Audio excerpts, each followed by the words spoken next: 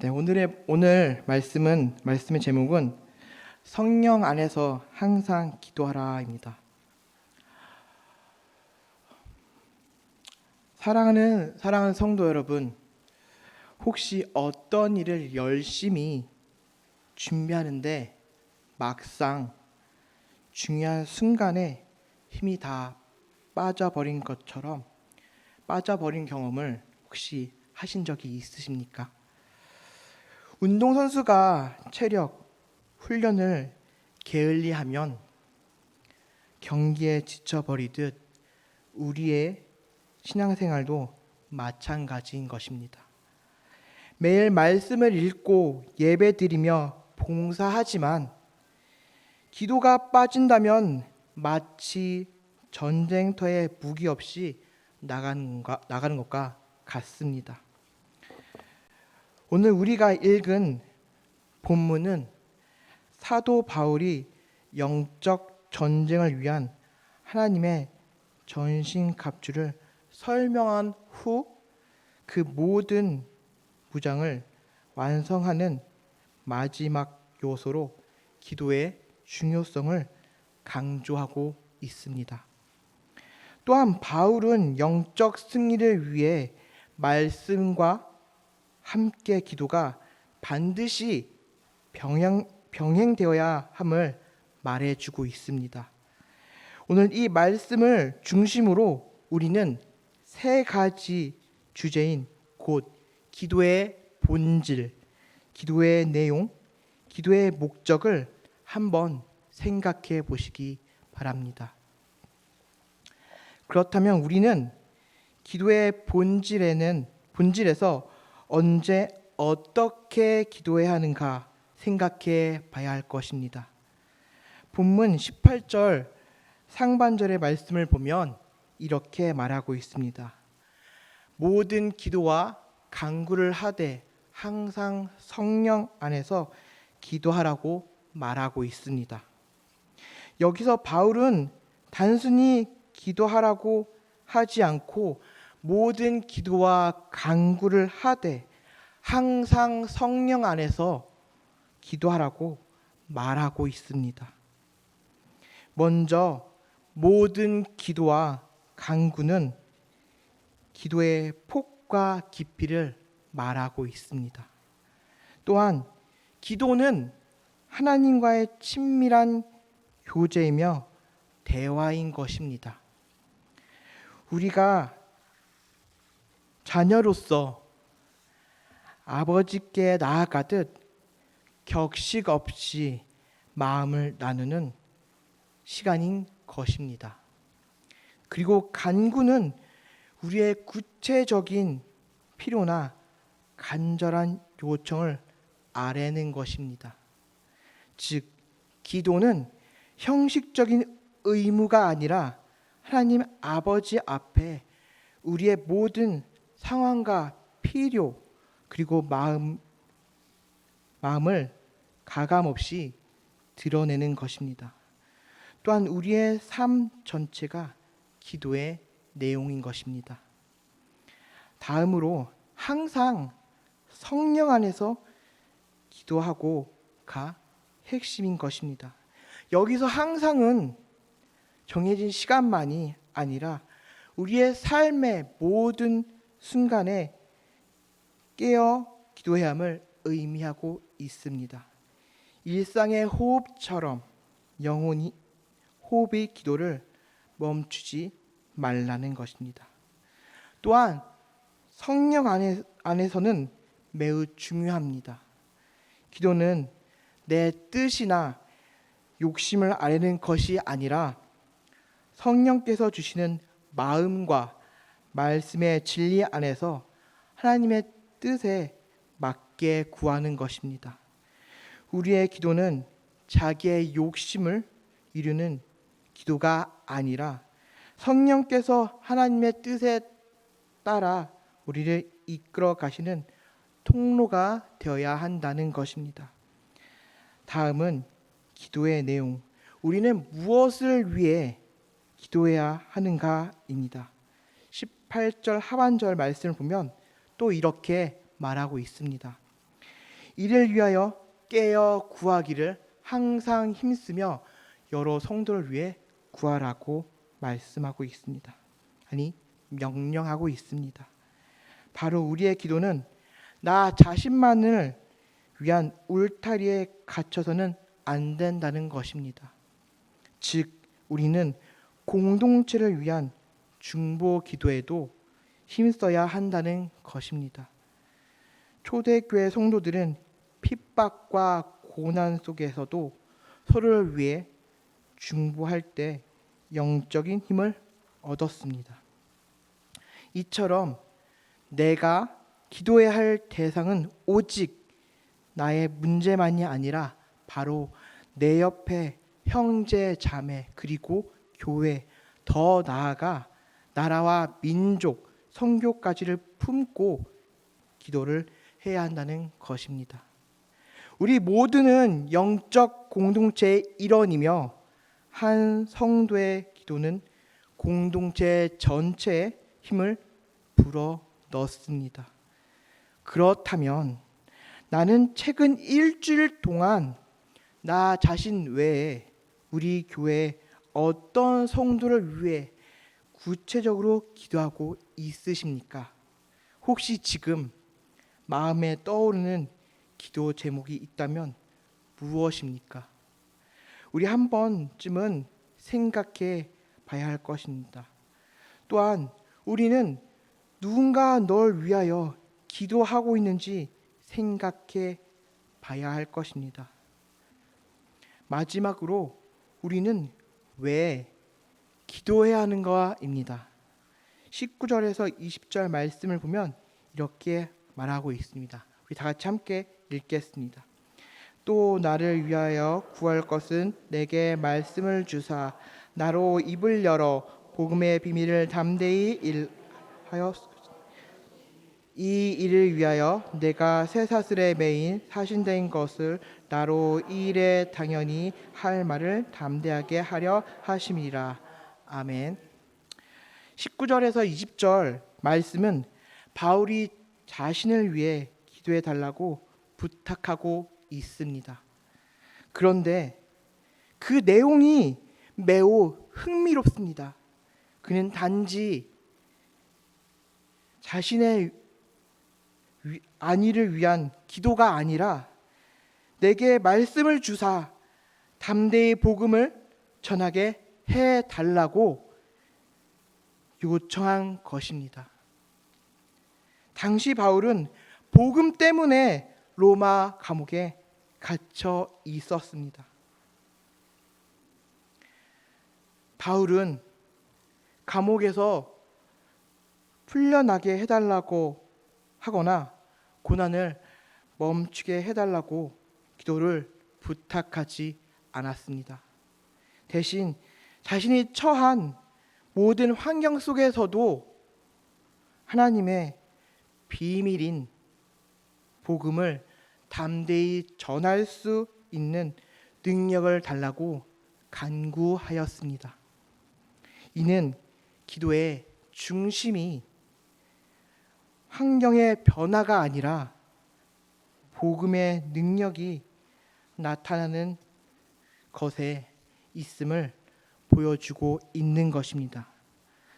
참된 기도는 내가 원하는 것을 얻어내는 시간이 아니라 하나님께 이르는 시기를 원하는 것, 곧 하나님의 뜻과 나라를 붙잡는 시간인 것입니다. 오늘 우리가 읽은 본문을 통해 기도의 능력을 우리의 신앙생활에 적용해야 할 세 가지 교훈을 한번 붙잡기를 바랍니다. 첫 번째는 기도는 영적 전쟁의 공격적 무기입니다. 바울이 말한 전신갑주는 대부분의 방어용 무기였습니다. 그러나 기도는 유일하게 공격적인 모든 영적 무장을 완성하는 열쇠였습니다. 사단은 우리가 기도하지 못하도록 온갖 방법을 통해 방해하고 있습니다. 우리를 졸리게 만들고 분주하게 만들고 바쁘다는 핑계를 대게 합니다. 그러나 우리는 무릎으로 승리하는 사람이 되어야 할 것입니다. 기도에 무릎을 끊을 때 비로소 하나님의 능력과 권세가 우리의 삶에 임한다는 것을 우리는 깨달아야 할 것입니다. 혹시 나는 하루를 살면서 기도라는 무기를 얼마나 사용하고 있으십니까? 중요한 순간을 맞이할 때 내 마음은 먼저 하나님께 달려가는가? 아니면 사람이나 환경적인 조건을 찾고 있지는 않으십니까? 어쩌면 저도 하루 아니 1년을 살면서 바쁘다는 핑계와 환경적인 조건을 찾으며 그 조건에 맞는 상황에 기도하는 조건을 찾고 있을지도 모릅니다. 하지만 우리는 하루를 살면서 중요한 순간, 환경적인 조건을 찾는 것보다는 어디서든 우리는 항상 기도를 해야 한다는 것입니다. 걸어가면서 기도하고, 운전하면서 기도하고, 여행 갈 때 기도하고, 밥 먹을 때 기도하고, 잠잘 때 기도하고, 누구를 만날 때도 하나님, 이 사람과 잘 만날 수 있게 기도하는 것입니다. 우리는 항상 기도를 해야 한다는 것입니다. 두 번째, 기도는 성령의 도우심을 통해 드려야 한다는 것입니다. 로마서 8장 26절의 말씀을 보면 이와 같이 말하고 있습니다. 이와 같이 성령도 우리의 연약함을 도우시나니 우리는 마땅히 기도할 바를 알지 못하나 오직 성령이 말할 수 없는 탄식으로 우리를 위하여 친히 간구하시느니라 말하고 있습니다. 우리가 부족해도 기도를 잘 못해도 심지어 무엇을 기도해야 할지 모를 때 성령께서 우리의 기도를 붙잡아 주신다는 것입니다. 바로 성령께서 하나님의 뜻에 합당하도록 우리의 기도를 이끌어 주신다는 겁니다. 한 어린아이가 있었습니다. 그는 아버지의 큰 손을 꼭 붙잡고 걸을 때 아이는 넘어질 것 같아도 아버지가 잡아주기 때문에 안전합니다. 이처럼 기도는 바로 성령 하나님께 우리의 손을 맡기고 그분의 인도를 받는 행위인 것입니다. 그러므로 기도는 내 능력이 아니라 성령을 의지하는 행위이며 우리는 담대하게 기도할 수 있는 것입니다. 세 번째로 기도의 궁극적인 목적은 복음을 위한 것입니다. 바울이 자신의 안위보다 복음을 담대히 전할 수 있게 해달라고 기도를 부탁했듯이 자신의 안위보다 복음을 담대히 전할 수 있게 했던 것처럼 우리도 오늘 우리의 기도도 궁극적으로 하나님의 나라와 복음을 위한 방향이 있어야 합니다. 물론 기도의 삶의 풍요를 구하는 기도도 중요합니다. 그러나 우리의 시야는 거기서 멈추지 않고 하나님의 나라가 이 땅에 임하는 것으로 확장되어야 한다는 것입니다. 교회의 부흥, 복음의 전파, 다음 세대, 선교사들을 위한 중보 기도가 우리의 주된 기도의 제목이 되어야 한다는 것입니다. 그렇다면 우리는 내가 드리는 기도의 제목에 목록을 볼 때 주로 나의 개인적인 필요가 중심이십니까? 아니면 하나님 나라와 복음을 전파하기 위한 간구가 더 많으십니까? 한번 생각해 보시기 바랍니다. 우리는 기도를 간절하게 간구해야 합니다. 누가 듣는다고 해서 조심조심 하는 것이 아니라 내가 주님 앞에 간곡하게 해야 하는 것입니다. 크게 부르짖고 주님, 저 이거 아니면 못하겠습니다. 그러면 주님께서 들어주십니다. 조용조용한 기도도 중요하지만 내가 얼마나 간곡하냐가 중요한 겁니다. 주님 앞에 매달리며 기도하고 눈물 흘리며 하는 것이 주님께서는 어쩌면 정말 네가 갈급하구나, 그의 너의 기도를 들어주겠다 하실 수 있습니다.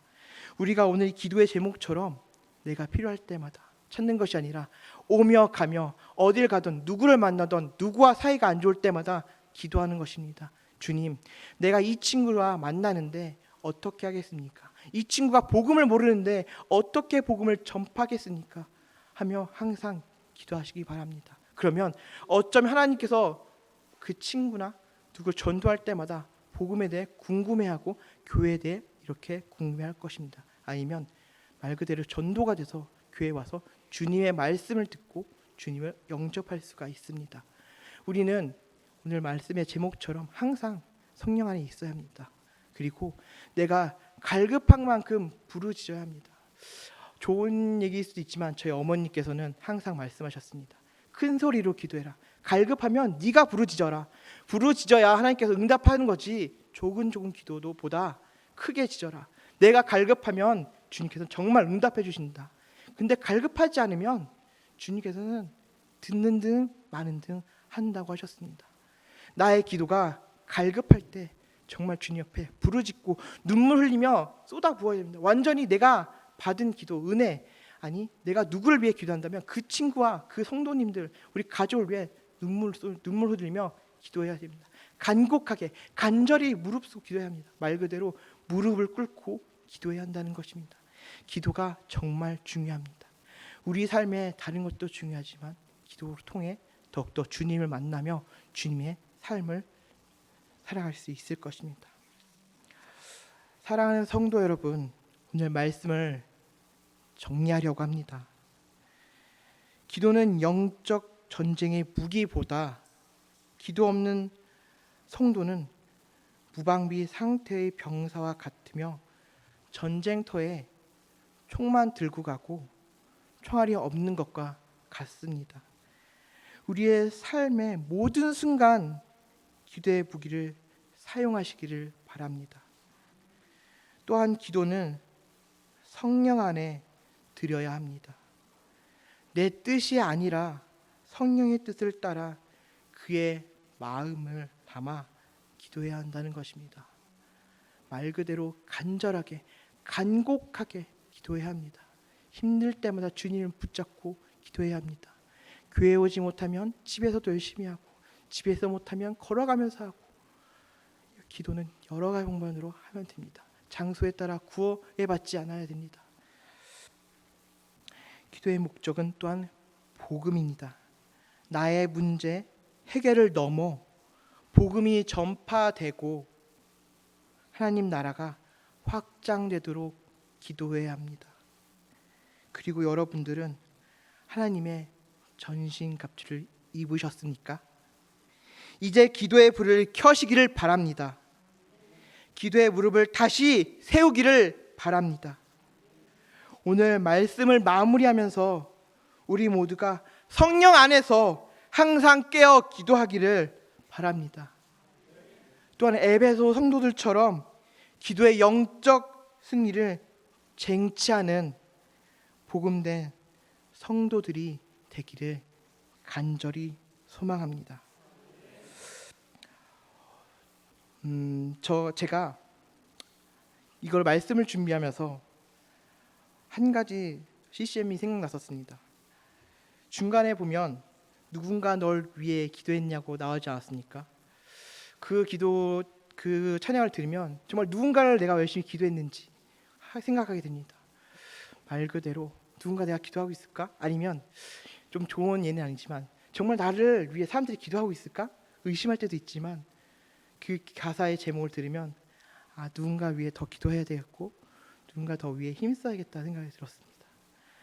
한번 찾아봐서 들으시면 정말 내가 누군가 위해 기도하고 있을까? 여태까지 내가 한 기도가 나만을 위했나? 생각할 수도 있습니다. 한번 들어보시고 내가 한 사람의 목표, 여러 가지의 목표, 아니면 기도, 아니면 교회와 가정과 친구를 위해 간절하게 그 사람을 위해 기도하기를 바랍니다. 말 그대로 누군가 널 위해 기도했는지. 오늘 말씀을 마무리하면서 아까 말씀드린 것처럼 성령 안에서 항상 깨어우리는 기도하기를 바랍니다. 기도의 영적 승리를 쟁취하는 복된 성도들이 되기를 바랍니다. 기도하겠습니다.